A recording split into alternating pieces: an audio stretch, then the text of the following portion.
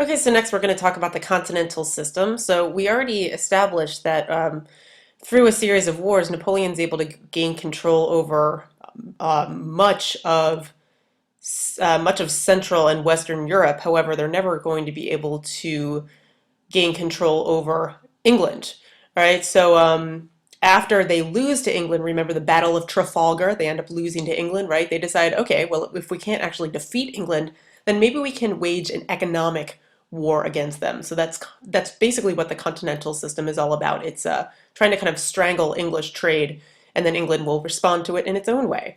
All right, so we're going to see that Napoleon kind of wants to use the power. Remember his great empire. We'll go back up to that for a second. So like all these other countries that are either ruled by or allied with Napoleon, they all can kind of serve as a strength against England. All right, so that's ultimately what he's going for. So with let's see, where am I? Okay. So this line here is going to be a blockade that is going to be issued against England. Sorry that the map is a little bit blurry. So he's basically trying to use that power of that grand empire that we just saw above to try to defeat England, which he cannot defeat militarily. Okay, so England has at this point constantly maintained a balance of power against France, and France wants to stop that. So how does the continental system ultimately work? Well, it's kind of a series of one country will issue one thing and another country will respond to it. So it starts with France issuing this thing called the Berlin Decree in 1806. All right, and so what Napoleon's doing here with the decree is he's trying to starve out Britain. And what he's doing is he's closing out all these ports on the British continent to British commerce. So going back to the map, all right, again, look at this line. All right, any port that falls within this dotted red line now is closed to British imports. Okay, you see Portugal's not part of that because they're not allied with France, but look at all these other areas that are part of Napoleon's great empire that now will not trade with Britain. So that's huge. Okay, he is going to also coerce other countries to adhere to the continental system. This goes back to the Treaty of Tilsit, right, that ended the War of the Second Coalition. Okay, so he's going to coerce Russia, Prussia, Denmark, which is actually neutral, and Portugal ultimately. So Portugal is going to end up going along with this, even though they don't want to. And Spain to adhere to this boycott. All right, so that's part of the Treaty of Tilsit. They get all these other countries to also go in with this boycott against England. All right, so England's obviously going to respond to this. They aren't just going to listen and say, oh, sure, we just won't import our goods into continental Europe. Sounds good. Okay, so they issue a response, and that is called the Order in Council. Okay, and basically what they're trying to do is make sure that they can still get products from neutral countries, right? So not countries that are part of the Grand Empire, but a country like the United States, for example. Okay, so in the Order of Council, England is saying that neutral ships, okay, so again, let's say hypothetically an American ship can enter ports in the continent, okay, so it can enter a port like France, but first it has to stop in Great Britain. Oh, so the tables have turned, all right, so in order to get in here, you have to go here first. This is England's response. So order in council, okay? Now everyone has to go through England on the way if you are neutral. Okay, so what does this mean? This means now that England can also load all these ships with British goods before they continue onto the continent. So that kind of just violates the Berlin Decree, right? Basically means, yeah, British goods can be going into continental Europe. They're just going on other ships. All right, they could be going on an American ship, but it's still a British product, right? Um, so basically what England is doing with the Order of Council is it's trying to strangle um, French trade, but it is totally okay with bringing its goods into France or elsewhere in continental Europe. It just wants to make sure that, you know, that it gets its hands on goods from neutral countries before any country in continental Europe does. Okay, so again, it's going to be like this back and forth. Okay, so first, Berlin Decree issues a blockade. Second, Order in Council, you have to go through here before you can go to Europe. Got it? Good. The next one is the Milan Decree, so it's Napoleon's response. All right, so Napoleon basically says, okay, any ship that's entering a British port, any neutral ship that is, entering a British port or submitting to a British warship at sea is going to be confiscated by France's army. All right, so basically you attempt to enter a continental port, um, or if you were going into a British port, right, or you are hanging out with a British warship at sea, any of those indicates that you are violating the Berlin Decree, right? You are obviously against um, the continental system, which Napoleon has tried to coerce all these other countries into doing it. Basically, it's almost turning into an act of war against any country that wants to violate the continental system, right? Okay, so basically this big military threat. Now, what does this mean? This is basically going to make neutral countries start to get really frustrated, particularly with Napoleon. All right, so we're going to see actually in the United States, for example, the War of 1812 broke out because the US was really frustrated that, well, in this case, Britain was violating its neutral shipping rights.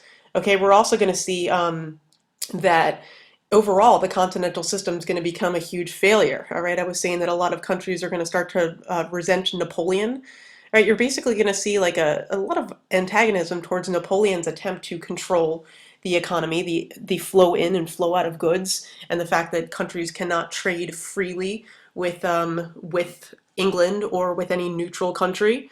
We're going to see throughout continental Europe, for example, American goods are in huge demands, all right, but because of the continental system and because of the Order in Council, it's going to be very difficult for these countries to be able to get their goods into continental Europe.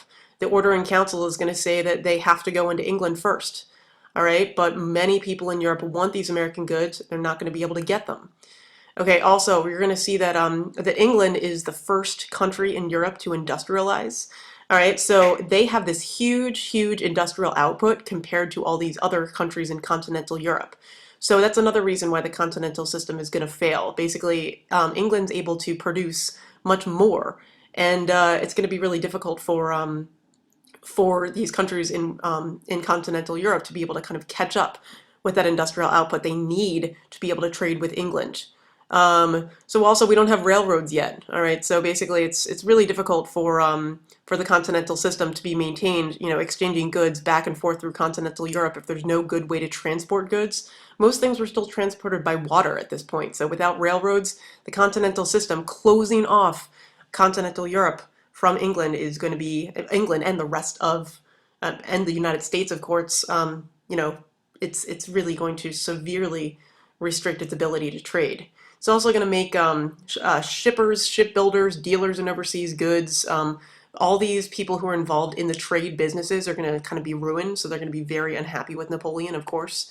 Um, we're going to see in particular Eastern Europeans are going to be really, really hard hit because they don't have any industry. They're almost dependent on imports and they're not able to get these items in because of all these blockades.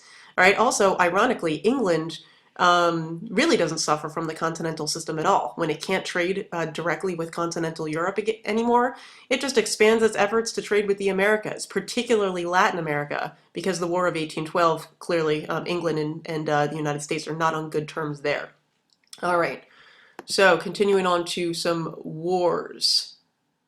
So the Peninsular War is important because it's one of the first great revolts against Napoleon's power.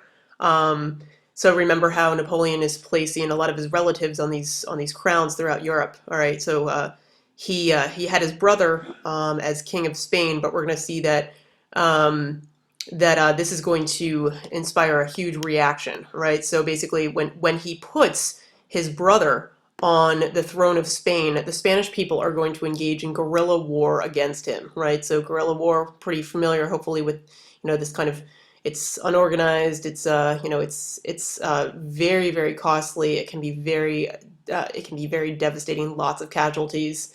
Um, so all this is going to happen. It's very, very expensive. And of course, we just talked about the continental system.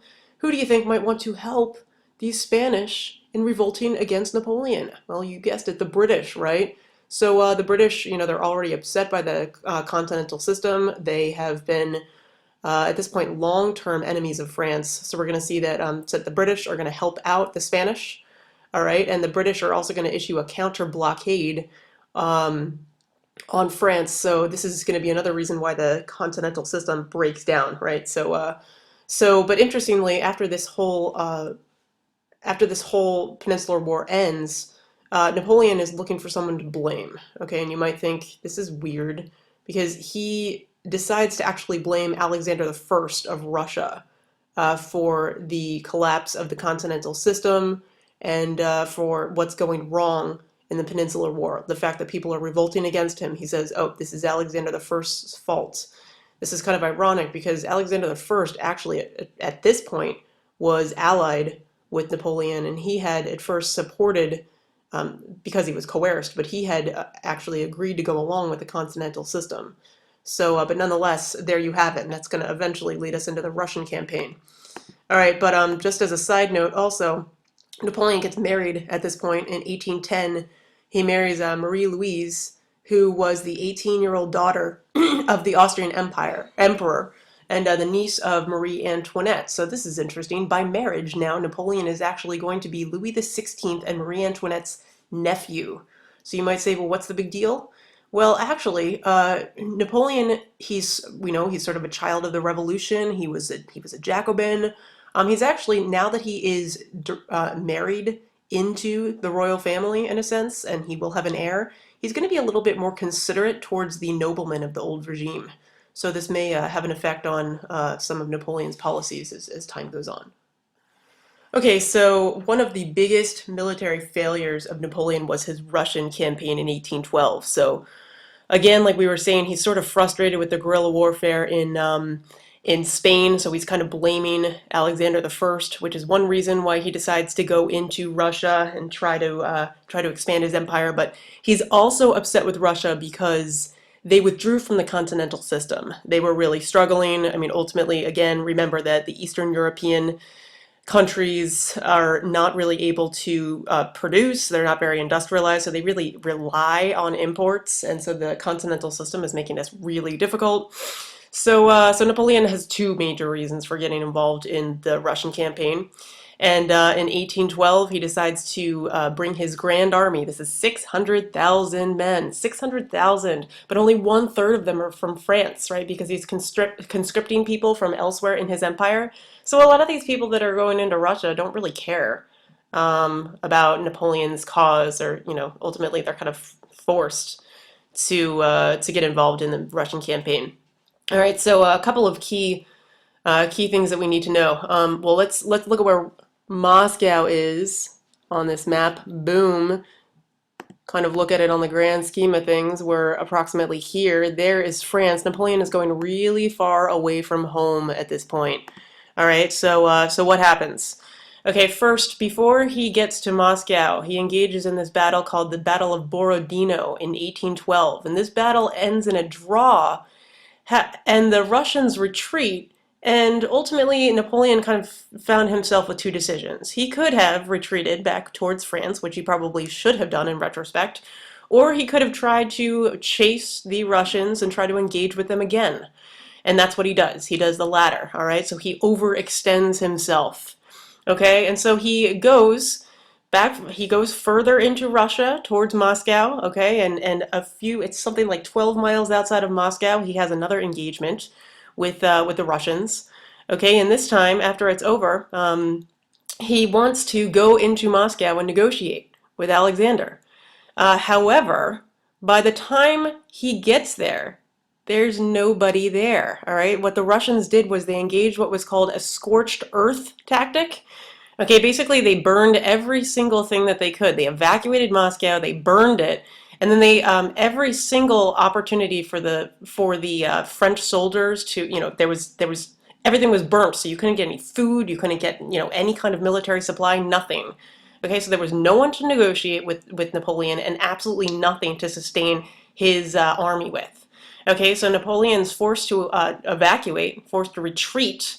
Okay, and when he retreats back to France, only 30,000 of his soldiers survive. Think about that. He starts out with 600,000, ends with 30,000.